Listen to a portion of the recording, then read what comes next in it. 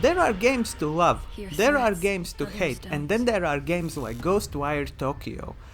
I really wanted to like this game. I played it upon release and was not a fan. But now, a year later, I decided to do it again, to revisit it, to pay a more closer attention to the game and to understand what are the issues with it. So, I played it again, and yes, still not a fan, but this time at least I know why. I can see where is the problem. So, let me explain. 難易度高めの質問で、ゴーストワイヤー東京を一言で表すと何でしょう？いちごのショートケーキですね。え？ So, you might be asking, what the hell is Ghostwire Tokyo? It came out in 2022 and might have easily slipped past by many gamers' radars, as it came on heels of Horizon Forbidden West and Elden Ring, to generally a lukewarm reception, so you might have missed it completely. Mechanically, it's a first-person shooter open-world action game with role-playing elements, with a light touch of horror. Sounds kinda generic, but actually it gets better. It's set in the heart of Tokyo after every living person has been turned into a spirit by an evil wizard. We play as a guy whose sister got kidnapped by the evil wizard and who is possessed by a dead spirit detective with magical abilities. City is empty except for evil spirits from Japanese folklore and urban myths. And by the way, you can pet and feed dogs, buy items from cats, well, they are technically demons, but still kinda look like cats, and also talk with the regular cats. So this all sounds pretty good, pretty cool, right? On paper, it does, really, but when we go down to the moment-to-moment gameplay, unfortunately, I find that there are things that are just not that good. But I will speak about that in a second. So, Ghostwire Tokyo is made by a relatively small studio called Tango Gameworks. It was founded by industry legend Shinji Mikami, who is best known for directing and producing Resident Evil and Dino Crisis games. Later he worked with a studio that after a merge became Platinum Games, best known for Bayonetta. So, one might say, Shinji knows how to make a game. One might say. After Mikami created Tango Gameworks, he made Evil Within, a love letter to Resident Evil 4. It was a horror survival game with more emphasis on horror than action. Your main character often felt underpowered, and game often was straight up unfair. In some interviews, Mikami has stated that he did not like the direction Resident Evil games went after Resident Evil 4, and he wanted to return to the horror roots. And in some ways he did. Game was quite scary and unnerving. But unfortunately, narratively a mess with inconsistent gameplay mechanics and pacing. But still, a pretty good game. I like it. It's good, it's fun. 3 years later they published a sequel, Evil Within 2. It sanded off the uneven edges of the original, as well as making a bigger semi-open world. It was generally received better. It was objectively a better game, yes. And then there was silence for 5 years. Well, sort of.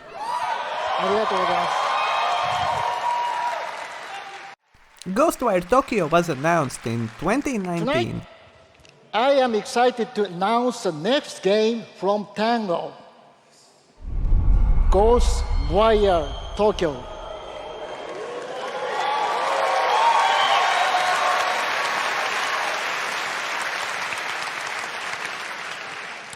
Some fans were disappointed that they did not continue Evil Within, but I think overall the sentiment was that Mikami will make, if not something amazing, at least something interesting. And well, he kinda sort of delivered on this. Let's start with the positives, because there are positives to this game. One of the things I really like is that it is set in Tokyo, as the name suggests. That is a really cool setting, because in video games either we do get fantasy settings, sci-fi settings, or if it's like real world, real cities, then they will probably be based upon US cities like New York or LA, like GTA for example. And that's why old Assassin's Creed games were really cool, because they visited a lot of different cities: Paris, Rome, London. They were so meticulously made and so interesting, and that's really cool. And that is a point also for Ghostwire as well.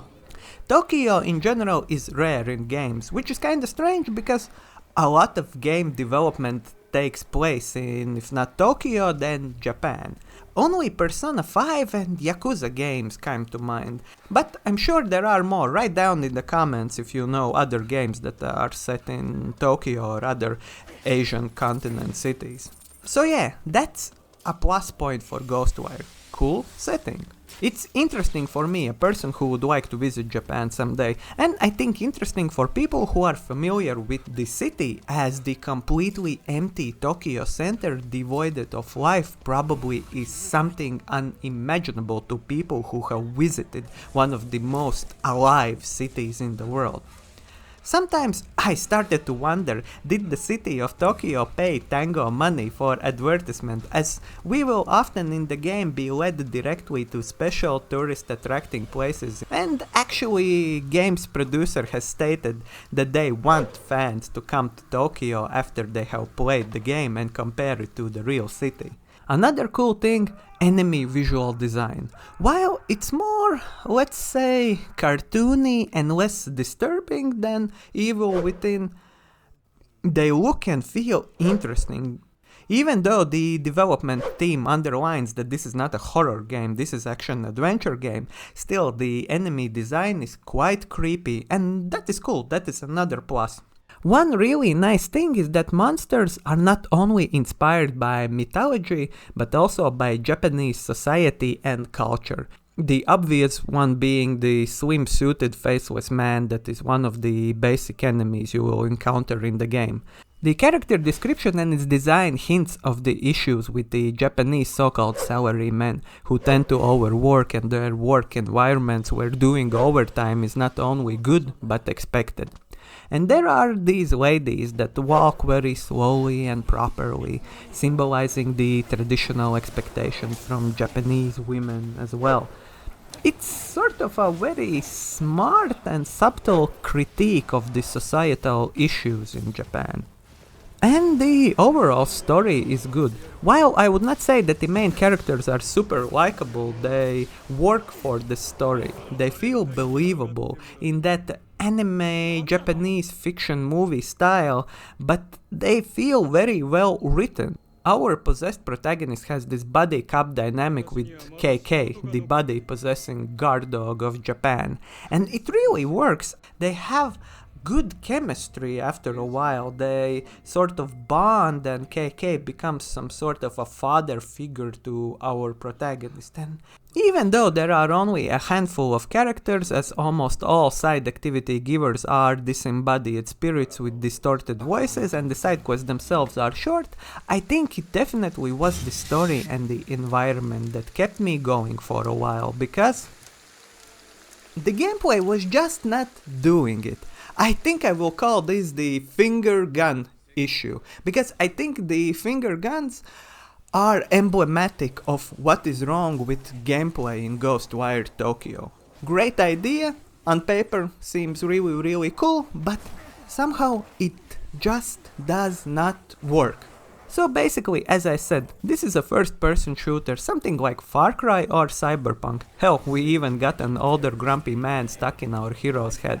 And Tokyo is sort of a cyberpunky place, but that's besides the point. So, a shooter. Only the guns have been replaced by, yes, fingers. Yes, it's magic, and it uses a symbol technique that has been inspired by Kujikiri. What is that, you might ask? Actually, I'm afraid to explain it and get it wrong, so I will just throw a Wikipedia image at you.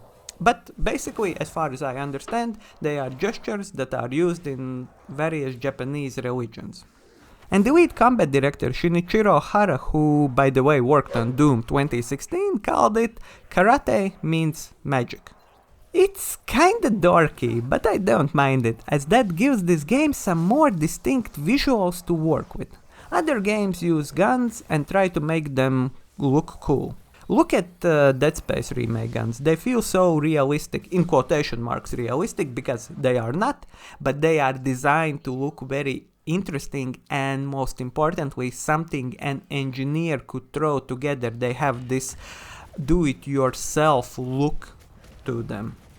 And then, of course, we have Doom, with the big, chunky, brutal looking guns that feel made for Doomslayer and fit right into that brutal, yet strangely colorful world. Okay, that is the visual side, right? But it also reflects in how they shoot and how they feel. Each gun has a unique way how they operate, how long before consecutive shots, how shots charge up, how the aim drops or rises, how the enemies respond to each gunshot. Basically, we could call it the gun physics. I think there is an art to it. You will often hear FPS pros and game reviewers talk about how guns feel in a game. If you think about it, it's kinda weird, as we don't feel anything more than controller or our keyboard and mouse. But well-made gun can make you feel things with your mind, I guess? I don't know how that works, but if you have played any FPS you will know what I mean. Some guns do work and feel good, and some just feel bland and useless, like you are shooting BB guns. And that is the problem with Ghostwire Tokyo. There is little ink or fun to be had from blasting red, green or blue lights. It feels just like shooting RGB lights. It does not feel as good as, yes, Dead Space or Doom or even Far Cry. And I can't believe I'm saying it, but Forspoken did the finger guns better. Honestly, it worked better there. The fast rock pew pew spell was fast, like an SMG. The heavier stuff felt like shotguns or magnums or bazookas. It felt good, but yet again, that is only a part of the issue with Ghostwire's combat and finger guns. The other one is the RGB spells do nothing. Well, they do something, but it's boring. Like, you use magic, you use elemental power. Why are there no combos or special chain attacks that you do? For example, one of the basic things games often will do when adding elemental effects to weapons is to have ice power that freezes enemies, and then you can shatter them by using a melee attack or shotgun. Right? Right. Even though it has been done a million times, I still clap hands in joy when I see this or other combos. It feels like a no-brainer to add combos to Magic Finger Gun game. Why can't I make one enemy a timed bomb that I push into a cluster of other enemies using my wind spell? How about water spell and lightning magic to electrocute them? Why? Why now? Recently a game called Scars Above came out, and I think they did it very well. They also had basically like 4 different weapon types with elemental attacks, and they used them in a very interesting, puzzly way. Each combat interaction felt like a puzzle. You had to solve the equation of enemies plus environment plus your guns. So you had to find the optimal and the best way how to kill enemies, and I think they did that really, really well. So yeah, in Ghostwire there is nothing like that. It is very bare bones, point and shoot combat. There is almost no intricacies and fun things I can do. Just point your fingers and pew, pew. And what is even worse, your ammo is quite limited, and I often ran out of bullets. And yes, on one hand, that can be a thing. Survival horror games do that, and Doom does that. But if we try to measure Ghostwire against Doom 2016 or Eternal, Ghostwire does not stand a chance. For one, Doom is a true first-person shooter. It's not an open-world game. It's a level-based shooter where you move from one elaborate arena to another, murdering every enemy that comes at you. There is no sneaking, no gear collecting, no faffing about. It's a very straightforward game.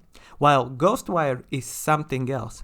It's not really an FPS, it just pretends like it is. Like a child who pretends he can speak foreign language by just making sounds. And it's not an open world RPG as well. And that is the problem with it. And yeah, the combat does not really work for any of these branches of gameplay. It's just boring. I could not find my fun in it, as every battle was just tedious. Shoot green stuff until I ran out of green, then switch to blue until that ends as well, then use red and hope that I will pick up some stuff from killing enemies in the environment. Then there is stealth, and yeah, as usual, in every game that is not a stealth game, it's not that great. Enemies often see you when you are quite far, and often will not see you when you are out in the open. You have a bow that's kinda useful for stealth killing, but sometimes it will not insta-kill enemies, and the limited amount of arrows you can carry make it not that useful as well. Then we have special abilities and talismans that are there, and you can use them to slow down enemies or create magic bushes, but no really cool combos. Well, I guess you can stun multiple enemies and then use the fire spell to do an AoE attack, but that's kinda super basic, but still better than nothing. And of course the RPG system, but man oh man does it feel basic. Large part of the unlockable stuff is just you can carry more stuff or you will do the action 1.5 times faster. That's it. How is that fun? I don't know. It feels like Tango designed this game, then felt that there is little point in leveling up and collecting souls, and made every skill a bit worse, so you have the incentive to actually engage with the skill system. As otherwise, since this is an FPS kinda sort of, there are no enemy level system, and that means you have little to no reason to actually try to collect stuff and gather stuff to level up. But if you don't do that, then the question of open world and side quest usefulness arises. Because if we don't have anything you need from the open world, we just have a large Tokyo Center tech demo. And at that point, just make a well-crafted, planned out linear game. You might see where this is going. Now, as this is a Japanese game, there is not much known about its development. Not a lot of drama like we'll often hear from angry former employees of various US or European devs. So I can't claim to know how and why this game is the way it is, but I feel like they set out with an idea to improve upon semi-open world of Evil Within, and in the process they changed stuff. And it has even been said publicly that at the early stages this was Evil Within 3, but was changed to a completely new game and story. Game director Kenji Kimura said that the sequel started out somewhere very cold in Northern Europe. Then that changed to Japan, which then led to a series of other changes that took it further and further away from its Evil Within roots, and closer to what would eventually become Ghostwire Tokyo. What's even more interesting is the fact that they started by making Tokyo. That is to say, they designed and planned out where the game will take place and how will that place look and feel before they made the actual game. And knowing this, the result, a Far Cry style game with unlocking areas by cleansing Tori gates, makes more sense. They had to find the gameplay that works in an open world urban environment. And the locking off areas makes sense for a studio that does not want and can't compete with Rockstar in making a city with 1,000 NPCs, cars and other GTA style goodness.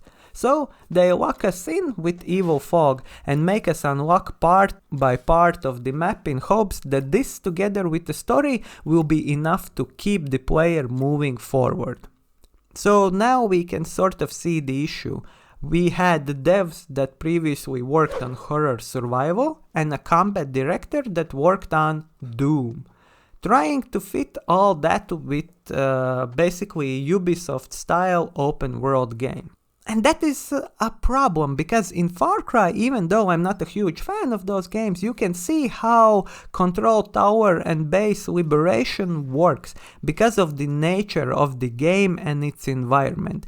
It has been built up from this idea, and every mechanic is a logical evolution or synthesis of the formula that first in its full form appeared in Far Cry 3.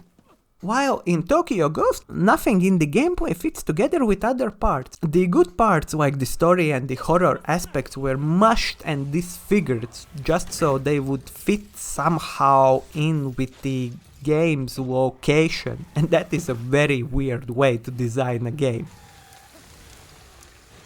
But in conclusion, no, this is not a bad game. Despite combat being boring, I think it's not a bad game. I would not say it's good, but it's different. And in the world where every open world action adventure game feels the same, I think it's nice that even if they sort of did not get a great result, they tried. Combat is boring, yeah, and it gets old fast, but story is interesting, and even if the side quests are kinda not that interesting, the main plot is pretty good. And you can pet a dog. And not only that, dogs, if you give them food, they can even help you with the main quest objectives, like finding a phone card. Or just they give you currency that you can use to pay levitating kitties for food. It's fun, it's nice. And I like these little strange and nice things. There is a certain weirdness to the game. And this does not feel soulless or empty. It does not feel like a cash grab, like a game that was just made to make some bucks, or, well, I guess yen. It does not feel that. Even the arguably not that great of an idea to make world and then actually the game speaks for their love towards their own country and their own capital. And I think that adds to the pluses of the game. Because even flawed art, but made with passion and real interest, is better than smooth, polished, soulless product that we sometimes get from AAA industry these days. But yes, overall, there are good ideas, good things that are just not fit together correctly. And I think it comes largely down to the basic gaming principle. The moment-to-moment gameplay is not that fun. And that's why it sort of remains a mediocre experience, unfortunately. その心はいちごのショートケーキって日本の日の丸のデザインから発想されてて、実は日本製のもので、日本のスタジオで日本が舞台のゲーム、誰にでも愛されるゲームっていうところで、甘いところもあったり酸っぱいところもあったりっていうところで、いちごのショートケーキというイメージです。That's it for today, guys. Like, comment about what do you think about this game, and do you know any other cool games set in Tokyo, and share video and make me the most famous YouTuber ever or something. Bye!